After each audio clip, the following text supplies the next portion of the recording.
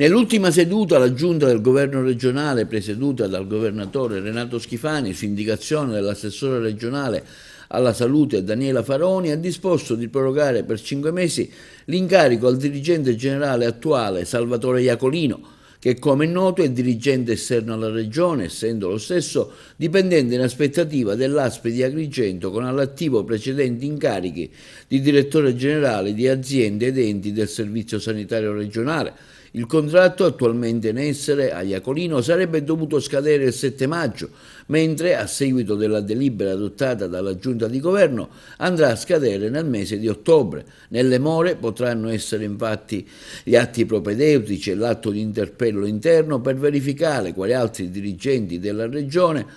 e quale sia eventualmente il loro curriculum risultano interessati a ricoprire l'incarico. Se l'atto di interpello andasse a vuoto, dovrà essere predisposto e pubblicato un avviso informativo per l'incarico a un dirigente esterno, incarico che potrebbe essere conferito nuovamente ove non ci siano altre istanze di candidati con curriculum più idoneo allo stesso Iacolino, anche se appare improbabile. D'altronde ci sono alcune scadenze inderogabili che riguardano proprio l'assessorato regionale alla salute. Nel passato Salvatore Iacolino ha ricoperto il ruolo di direttore amministrativo delle ASP di Agrigento, Siracusa e Caltanissetta, è stato inoltre direttore generale dell'ASP 6 di Palermo, governando un'azienda che annoverava 6.000 dipendenti, gestendo un budget finanziario di 1,3 miliardi di euro e contava ben 7 ospedali e gravitava su un territorio comprendente ben 83 comuni. L'ultimo incarico assolto da Iacolino,